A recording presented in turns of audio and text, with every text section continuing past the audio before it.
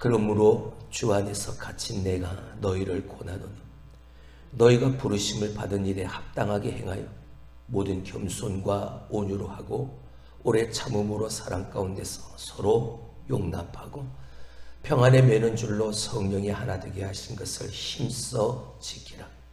몸이 하나요 성령도 한 분이시니 이와 같이 너희가 부르심이 한 소망 안에서 부르심을 받았느니라. 주도 한 분이시요 믿음도 하나요 세례도 하나요 하나님도 한 분이시니 곧 만유의 아버지시라. 만유 위에 계시고 만유를 통일하시고 만유 가운데 계시도다. 아멘. 단속 사회라는 책이 있습니다. 그 책을 보면 오늘날의 사회를 이렇게 한 문장으로 진단을 했죠. 비슷한 것에는 끊임없이 접촉하지만 조금이라도 다른 것은 철저히 차단하는 사회. 이게 지금 우리 사회라고 그 책은 진단을 하고 있습니다. 오늘날 교회 안에서도 이 모습은 보여집니다. 자꾸만 곁은 밀어내고 편만 만드는 현상 말이죠. 내게 익숙한 것, 내게 비슷한 것은 끊임없이 접촉해서 내 것으로 만들어 가려고 하지만 조금이라도 다르면 철저히 차단하고 배제해버리고 세상에서의 모습만이 아니라 여전히 교회 안에도 그 모습이 보이고 있다는 말로는 교회는 달라야 한다. 교회는 다른 삶을 살아야 한다 하지만 교회 안에 있는 우리도 저 세상 사람들과 별반 다르지 않는 삶을 살아가고 있는 모습을 우리는 보게 되어집니다. 바울은 분명히 우리에게 말합니다. 교회의 본질은 그 하나됨이라고 말이죠. 부유함, 지극히 풍성한 그리스도의 은혜 속에서 하나님이 우리에게 말씀하시고 세우신 그 목적 가운데 그 하나됨을 온전히 지켜가는 것, 그게 하나님의 세우신 공동체 교회의 본질인 것을 강조하고 있습니다. 그리고 오늘 본문의 말씀을 통해 그 하나됨의 근거를 제시해주고 있죠. 오늘 1절의 말씀을 보게 되어지면 바울은 자기가 사도가 아니라 갇힌 자, 죄수의 신분임을 보이고 있습니다. 자, 우리 1절의 말씀을 한번 보시겠습니다. 그러므로 주 안에서 갇힌 내가 너희를 권하노니. 이건 사도로서 권하는 게 아니라 갇힌 자로서 복음을 전하다가 지금 내가 갇혀 있는데 갇힌 내가 너희를 무엇한다? 권한다라고 말을 하고 있습니다. 에베소 교회 성도들을 향해 오늘 권면의 말씀을 전하고 있는 이가 갇힌 자입니다. 사도 바울은 구태여 내가 사도다. 그 사도된 신분을 드러내면서 그 신분 가지고 권하고 가르치고 전하는 것이 아니라 나는 갇힌 자인데 지금 그 복음을 위하여 전하다, 예수를 전하다 갇힌 자된 내가 너희를 권하고 있다라는 말로 오늘 4장을 시작합니다. 여러분, 이 말에 깔려있는 바울의 의도는 뭘까요? 이제 이 4장 이후 1절 이후에 이 바울이 지금 말하려고 하는 것에 강조를 두고 있기 때문입니다. 왜 구태여 바울은 자기가 지금 갇혀있는 그 상황, 내가 갇힌 자인데 너희를 권한다 라는 이 말을 1절에 이미 그렇게 못 받고 있는 걸까요? 여러분, 바울이 교회에서 존경받는 사도가 아닌 사회에서 가장 낮은 자인 죄수로서 갇힌 자로서 권한다라고 하고 있는 이유는 이제 바울이 말하려고 하는 교회, 공동체, 하나님이 세우신 그 공동체 안에 높은 자, 낮은 자 없다. 사회적으로 낮은 자라 할지라도 다 다른 사람들에게 얼마든지 권할 수 있는 공동체. 그게 바로 하나님이 세우신 교회다. 이걸 말하고 싶은 거. 내가 지금 이렇게 갇힌 자 되어졌지만 내가 가르친다 이게 아니라 내가 뭐 한다? 권한다. 교회는 내가 힘이 있으니까, 내가 가진 것이 있으니까, 내가 높은 자니까 그래서 권하는 자리가 아니라, 비록 내가 힘없고 가난하고 볼품없어도 낮은 자의 신분에서도 얼마든지 교회 안에선 권할 수 있는 공동체가 바로 교회란. 높고 낮고 천하고 귀함이 없는 곳이 교회예요. 근데 실상은 그렇지 않죠. 실상은 그렇지 못해. 에베소 교회가 지금 그런, 바울이 그래서 그걸 강조하고, 내가 갇힌 자지만 갇힌 내가 너에게 권한다 라는 이 말로 시작을 하고 있는. 그러면서 그 뒤에 이어지는 말씀을 보게 되어지면, 너희가 부르심을 받은 일에 뭐하게 행하라고? 합당하게 행하라. 여러분, 저 성도들을, 에베소 교회 성도들을 그 부르심, 그 부름의 목적이 무엇이었습니까? 이 부르심은 예수 그리스도의 구속적 사역으로 말미암아 세워진 그 공동체의 일원으로 한 사람 한 사람을 하나님이, 주님이, 성령님이 부르신 것이죠. 그 부름인 거죠. 에베소 교회 성도들을 부르신 그 부름을 받은 그 일에 뭐하게? 내가 예수 그리스도를 믿는 믿음으로 말미암아 하나님이 세우신 공동체의 일원으로 하나님이, 주님이, 성령님이 나를 부르셨다. 그 부르심 받은 일에 뭐하게? 합당하게.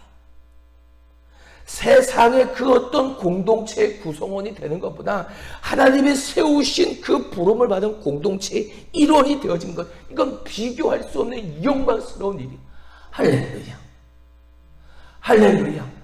우리가 예수 그리스도의 부름을 받았다. 하나님의 부름을 받아 하나님이 세우신 공동체의 일원이 되어졌다. 여러분, 세상의 그 무엇으로 그 자리를 대신할 수 있겠는지요? 세상의 그 무엇도 그 자리를 대신할 수 없는 가장 귀한 부름인.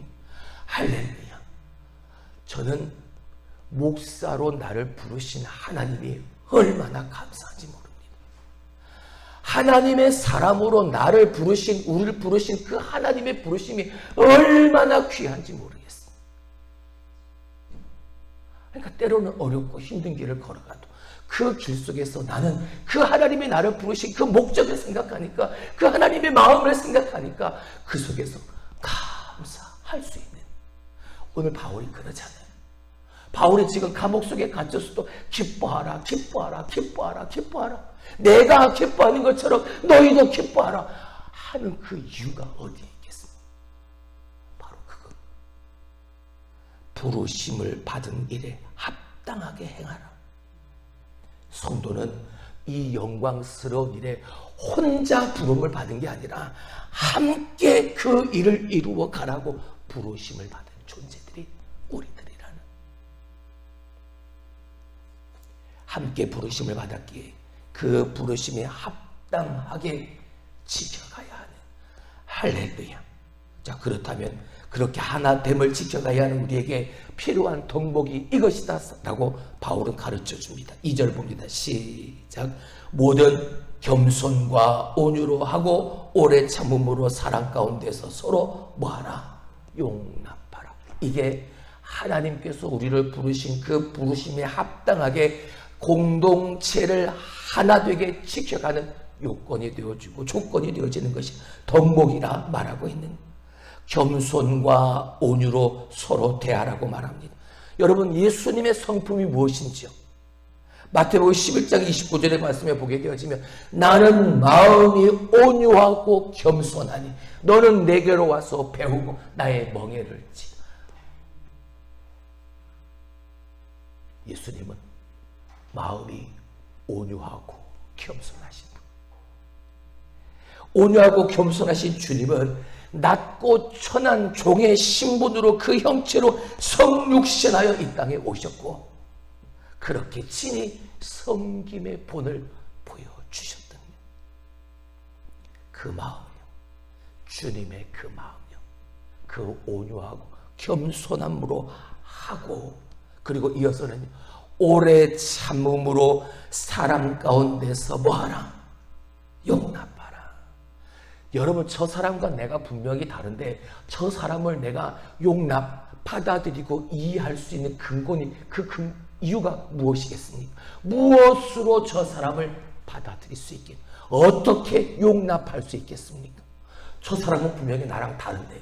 생각도 다르고 행하는 것도 다르고 말도 다르고 다 다른데, 교회가 하나됨을 지켜가야 하는데 어떻게 그 사람을 내가 받아들일 수 있겠어요? 용납한 사랑밖에 없네요. 예수 그리스도의 그 사랑. 근데 그 사랑은 어떻게 해요? 오래 참음으로 드러나는, 오래 참음으로 그 사랑 가운데서 뭐하라? 용납하라. 여러분, 내가 저 사람을 품어야지, 내가 생각하고 내가 결단한 것으로 내 것으로 저 사람을 품을 수 있는 게 아니더라고요. 아무리 내가 저 사람을 사랑해야지 하는데 그게 내 마음대로 안 되더라고요. 그게 우리인 거예요. 오래 참아. 예수님의 오래 참는 그 사랑으로 용납하고 받아들일 수 있게 돼요. 우리를 그렇게 오래 참고 기다리시는 하나님의 그 사랑으로, 그 하나님이 그렇게 오래 참고 우리를 기다리셨던 하나님의 그 마음, 우리를 그렇게 용납하셨던 하나님의 그 마음, 그 마음을 본받으라는 그 마음으로 하나됨을 지켜가라는 거지. 온유와 겸손으로 하고 오래 참음으로 사랑 안에서 서로 용납하는. 할렐루야. 이어서요, 우리 그 뒤에 있는 말씀을 봅니다. 3절 시작. 평안에 매는 줄로 성령이 하나 되게 하신 것을 힘써 지키라. 할렐루야. 하나 되게 한 것 지키는데 그냥 대충이 아니라 어떻게 해요? 힘써 지키라고요. 평안에 매는 줄로 성령이 하나 되게 하신 것. 할렐루야. 여러분, 교회 안에서 하나님이 세우신 공동체 안에서 행하는 그 모든 일은 내 의지, 내 생각, 내 힘, 내 것으로 되는 것이 하나도 없더라. 내가 아무리 이것 하고 싶은데, 내가 아무리 이것 내가 가지고 싶은데, 내가 아무리 노력해도 그게 내 것이 안 될 때가 참 많더라고요. 네. 성령 안에서 행함으로 나아가게 되었을 때 나는 그걸 구하지도 않았는데 하나님은 그 위에 더한 것으로 채워주시는 역사가 있더라고요. 그게 은혜더라. 자, 평안에 매는 줄로 성령이 하나 되게 하신 것, 이걸 지켜가는, 이거에 힘쓰는 거예요. 비록 내 마음에 들지 않아도, 나랑 맞지 않아도 성령 안에서 평안에 매는 줄로 하나 되게 하신 것, 그걸 힘써 지켜가. 할렐루야. 여러분, 매여 있는 거예요. 우리가요, 성령이 하나 되게 하신 그 평안에 매는 줄로 매여 있는 거예요. 할렐루야. 눈에 보이지는 않지만 나와 여러분들이, 성도된 여러분들이 그 평안에 매는 줄로 묶여 있는 하나님 나라 안에서 우리는 그렇게 하나 되어져 있는 거예요. 그걸 힘써 지켜가라.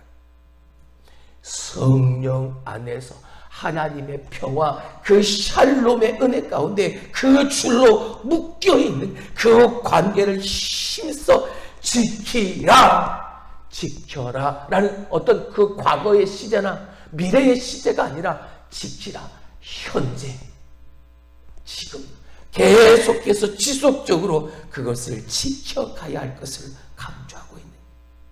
여러분, 교회가 하나 되어지는 건 결코 쉬운 일이 아닙니다.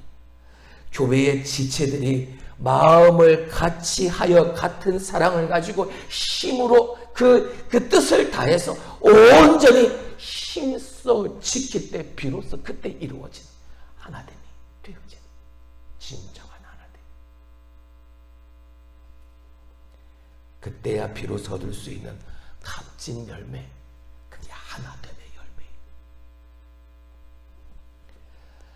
그리고 이어지는 말씀 4절 말씀을 봅니다. 시작. 몸이 하나요 성령도 한 분이시니 이와 같이 너희가 부르심의 한 소망 안에서 부르심을 받았느니라.